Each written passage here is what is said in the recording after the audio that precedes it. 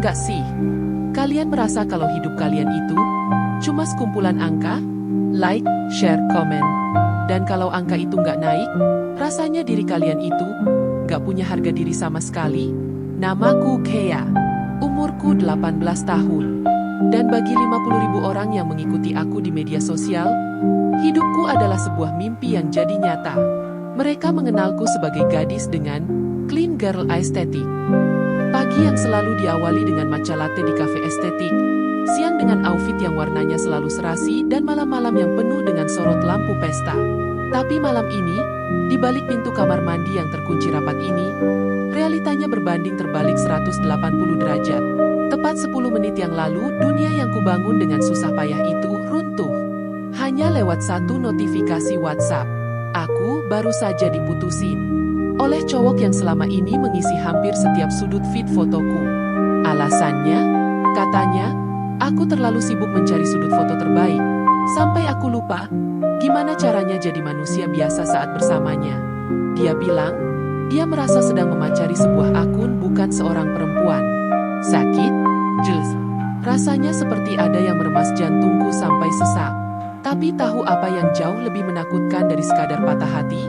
Besok adalah hari ulang tahun brand kosmetik besar yang mengontrak kami. Di kontrak itu, kami adalah wajah dari kampanye True Love. Kami harus berdiri di atas panggung, berpegangan tangan, dan meyakinkan dunia kalau cinta itu sempurna. Kontrak itu bernilai puluhan juta. Uang yang sangat aku butuhkan untuk membantu cicilan rumah ibuku yang sudah nunggak 2 bulan. Aku menatap pantulan diriku di cermin. Kamar mandi ini remang-remang, mataku sembab. Maskara hitam luntur membentuk garis-garis gelap di pipiku dan tanganku gemetar hebat. Aku benci melihat diriku yang sekarang. Aku benci harus berpura-pura kuat saat sebenarnya aku ingin teriak sekeras-kerasnya. Tapi di zaman sekarang, kerentanan adalah kelemahan. Kalau kamu nggak terlihat bahagia, algoritma akan melupakanmu. Dan kalau algoritma melupakanmu, kamu bukan siapa-siapa. Dengan jari yang masih dingin, aku meraih ponselku. Layarnya sedikit retak di bagian sudut, sama seperti hatiku sekarang. Aku menarik napas panjang, menghapus sisa air mata, dan mulai mengatur cahaya. Aku nyalakan filter paling cerah, yang bisa menyembunyikan mata sembabku. Aku memaksakan sebuah senyum tipis, jenis senyum yang terlihat damai, dan penuh motivasi. Klik. Satu foto terambil. Aku mengetik caption singkat dengan jempol yang terasa sangat berat. Everything is fine. Just focus on your growth. Thank you for today, my love. Sebuah kebohongan publik yang aku bungkus dengan sangat rapi. Klik. Terunggah. Dalam hitungan detik, layar ponselku meledak. Ratusan tanda hati masuk menyerbu. Komentar-komentar mulai membanjiri. Iri banget sama hidup Kea. Kapan ya aku bisa sebahagia mereka? Atau, kalian berdua adalah definisi couple goals yang sesungguhnya. Mereka memujiku di saat aku sedang hancur lebur. Mereka mendewakan hubunganku di saat hubunganku sudah jadi bangkai. Detik itu juga, aku merosot ke lantai kamar mandi yang dingin. Aku memeluk lututku sendiri dan menangis tanpa suara. Supaya ibuku di kamar sebelah tidak perlu mendengar kehancuranku.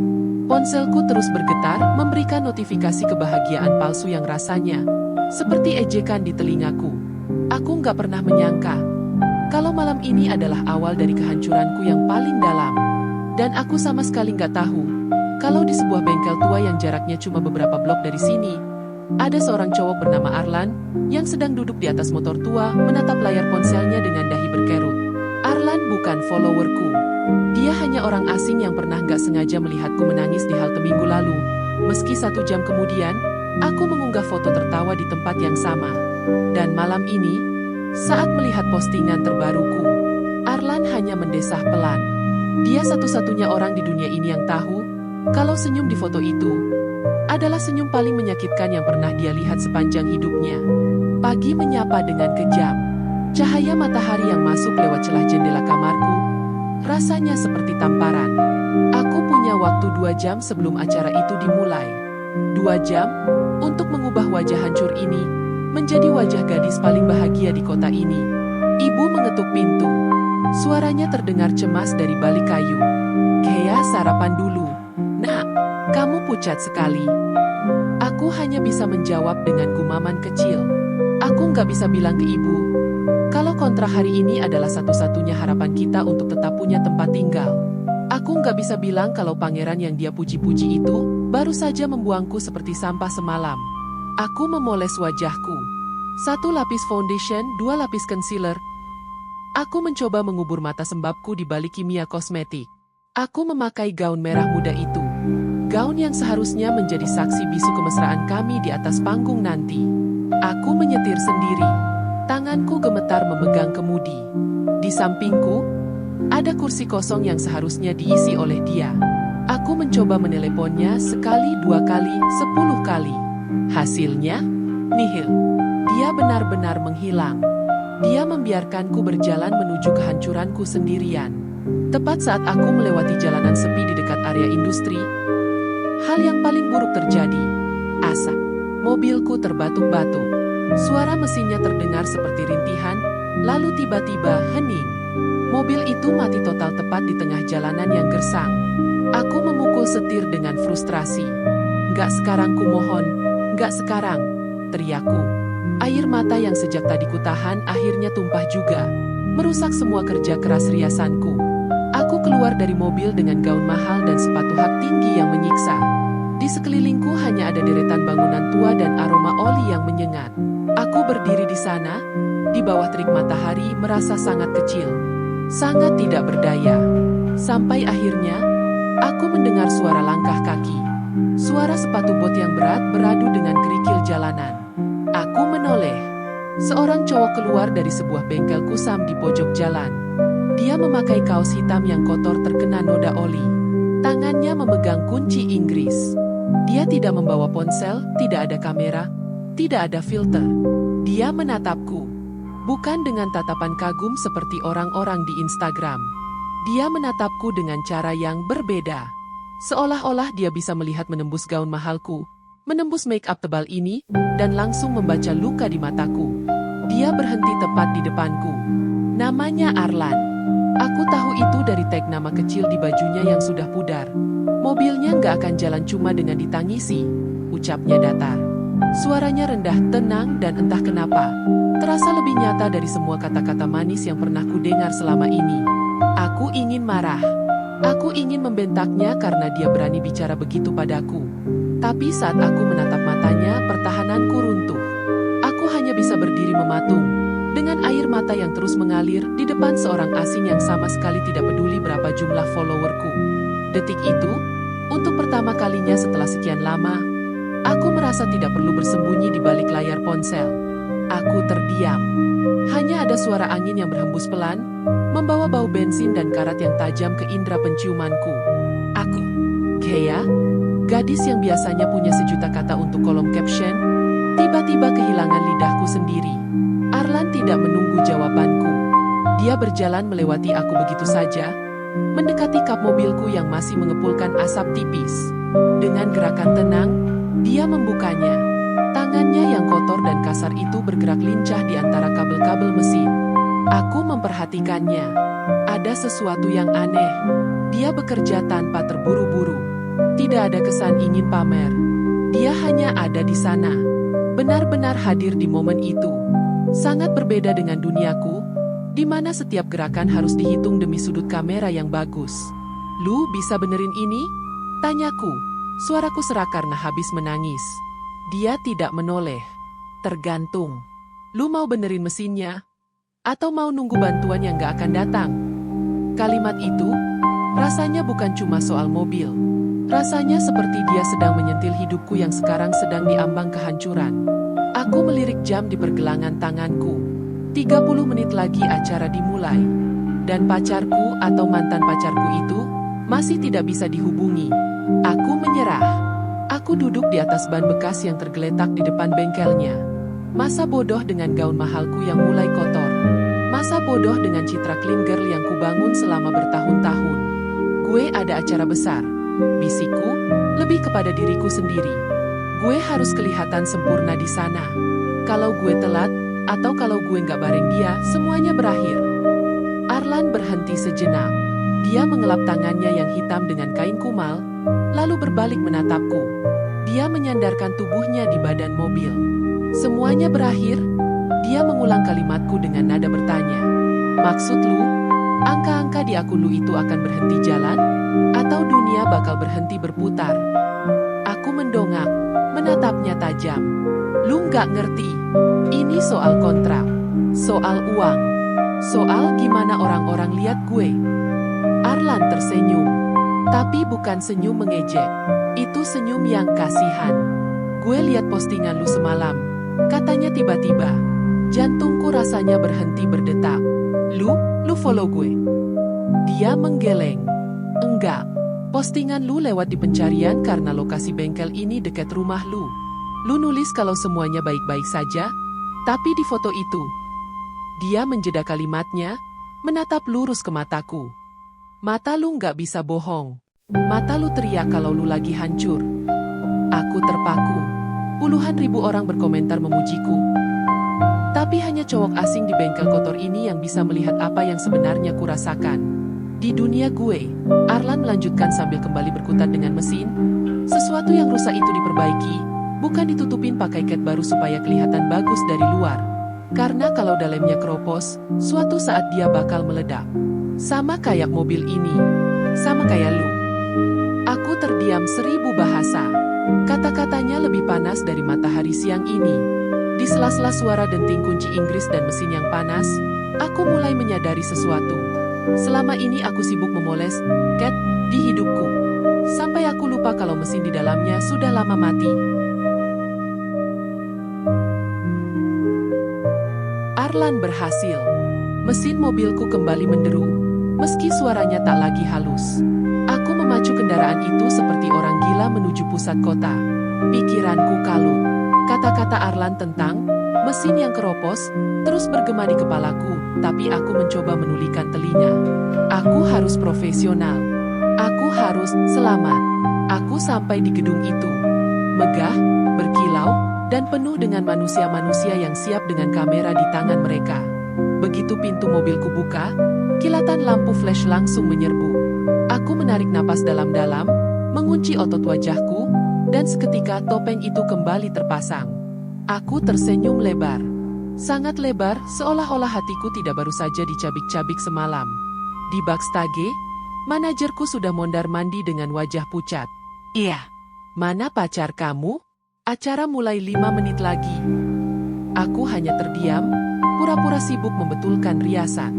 Aku mengirim satu pesan terakhir padanya. Tolong, datanglah.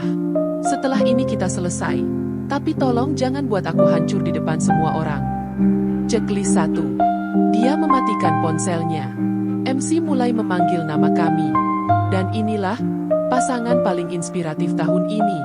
Gea dan lampu sorot menyambar panggung. Aku melangkah keluar sendirian. Riuh tepuk tangan tiba-tiba berubah menjadi bisik-bisik yang tajam.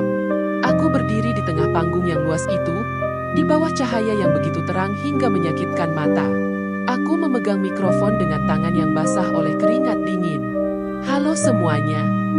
Suaraku bergetar. Aku melihat ke arah kerumunan. Di barisan depan, klien dari brand kosmetik itu menatapku dengan dahi berkerut. Mereka tidak melihat pasanganku. Mereka melihat kegagalan. Lalu di tengah kerumunan itu, mataku menangkap sesuatu. Di pintu keluar darurat di ujung ruangan, ada sesosok pria dengan jaket kulit kusam. Arlan. Dia berdiri di sana, diam, tidak mengangkat ponsel untuk merekamku. Dia hanya melihatku dengan tatapan yang sama seperti di bengkel tadi. Tatapan yang seolah berkata, sampai kapan lu mau bohong? Tiba-tiba, layar besar di belakangku menampilkan kompilasi video kemesraan kami yang sudah disiapkan panitia. Suara tawaku dan tawa mantan pacarku menggema di seluruh ruangan. Melihat diriku yang bahagia di layar itu. Sementara aku yang asli sedang sekarat di atas panggung membuat sesuatu di dalam dadaku pecah. Aku menurunkan mikrofon. Aku tidak memulai pidato yang sudah kuhafal.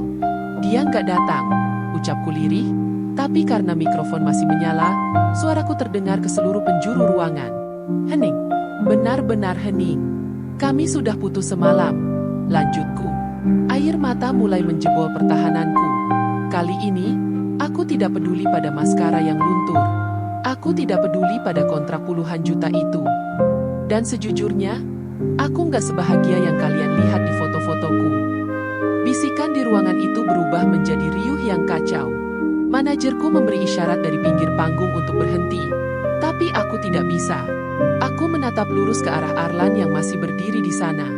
Aku lelah berpura-pura kalau mesin di dalam sini masih sehat. Padahal sebenarnya, aku sudah mati total. Aku meletakkan mikrofon di lantai panggung. Bunyi dentumannya menggema menyakitkan. Aku berbalik, berlari turun panggung, melewati kerumunan orang yang mencoba mengambil fotoku di titik terendahku. Aku terus berlari menuju pintu keluar, menuju satu-satunya orang yang melihatku sebagai manusia, bukan sebagai sebuah konten. Aku berlari menembus pintu keluar darurat itu dengan napas yang terputus-putus. Di belakangku, suara riuh wartawan dan kilatan lampu kamera terasa seperti kejaran hantu yang ingin menguliti sisa-sisa harga diriku. Dunia yang kubangun dengan filter dan kepalsuan baru saja meledak di depan mataku sendiri. Aku sampai di parkiran yang sepi, bersandar pada dinding semen yang dingin, dan akhirnya aku tumbang. Aku merosot ke lantai, menenggelamkan wajahku di antara lutut, dan menangis sejadi-jadinya. Aku menangis untuk kontrak yang hilang, untuk rumah yang terancam disita, dan untuk diriku sendiri yang sudah lama hilang ditelan angka-angka digital. Lalu, sebuah bayangan menutupi cahaya lampu jalan yang redup di depanku. Jeda napas panjang. Gue kira lu bakal bertahan di sana sampai acara selesai. Suara itu rendah dan tenang. Aku mendongak. Arlan berdiri di sana. Dia tidak memegang kamera. Dia hanya mengulurkan sebuah jaket kulit yang berbau oli dan kebebasan. Semuanya hancur. Lan, bisikku di sela isak tangis. Gue nggak punya apa-apa lagi. Besok, semua orang bakal benci gue. Gue bakal jadi bahan tertawaan seantero internet. Arlan jongkok di depanku. Dia menatapku tanpa rasa kasihan, tapi dengan rasa hormat yang tulus. Besok, orang-orang mungkin bakal ngomongin lu.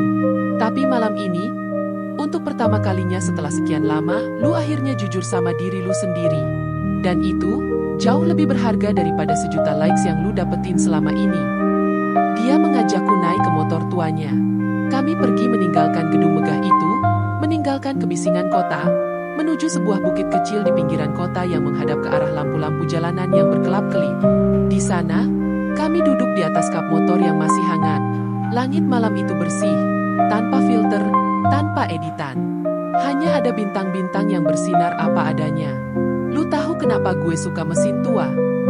Arlan memecah keheningan. Karena mesin tua nggak pernah bohong. Kalau dia rusak, dia bakal mati. Dia nggak akan pura-pura jalan cuma buat nyenengin pemiliknya.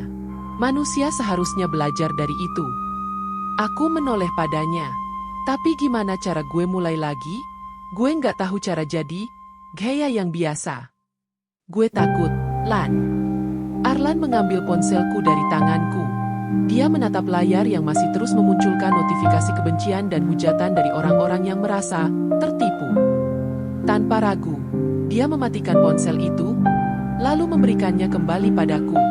Lu mulai dari sini, katanya pelan. Dari keheningan ini, lu nggak butuh validasi dari orang yang bahkan nggak tahu apa warna kesukaan lu. Lu cuma butuh hidup. Malam itu, di bawah langit yang sama, aku menyadari sesuatu yang sangat sederhana namun menyakitkan. Selama ini, aku mencari cinta di tempat yang salah. Aku mencari pengakuan di layar kaca. Padahal yang aku butuhkan adalah seseorang yang mau menatap mataku saat aku sedang berantakan. Beberapa bulan berlalu, hidupku memang berubah total. Aku kehilangan kontrak-kontrak besarku. Aku harus menjual beberapa barang mewahku untuk menutupi hutang keluarga. Aku bukan lagi Kea sang influencer. Sekarang, aku hanyalah Kea, seorang gadis yang bekerja paruh waktu di sebuah toko buku dan sedang belajar mencintai dirinya yang tanpa riasan. Aku membuka akun baru. Pengikutku hanya 100 orang. Teman-teman nyata, keluarga, dan tentu saja Arlan. Foto pertama yang kuunggah bukan lagi foto matcha latte atau baju mahal. Itu adalah foto tanganku yang kotor terkena noda cat saat membantu Arlan di bengkel. Dengan caption satu kata, bernapas. Aku melihat ke arah Arlan yang sedang sibuk membongkar mesin motor di bawah lampu neon bengkelnya. Dia menoleh padaku, melempar senyum tipis yang tulus, lalu kembali bekerja. Aku tersenyum. Untuk pertama kalinya dalam hidupku, senyum itu tidak membutuhkan filter untuk terlihat indah. Aku tidak lagi peduli pada angka. Karena sekarang detak jantungku terasa lebih nyata daripada sekadar detak notifikasi di layar ponsel. Aku akhirnya pulang. Bukan ke rumah yang mewah, tapi ke dalam diriku sendiri. Dan di sana, ternyata aku sudah cukup. Selesai. Terima kasih sudah mengikuti kisah Kea dan Arlan. Kisah ini mengingatkan kita bahwa di dunia yang serba digital ini, menjadi jujur dan nyata adalah sebuah keberanian yang paling besar.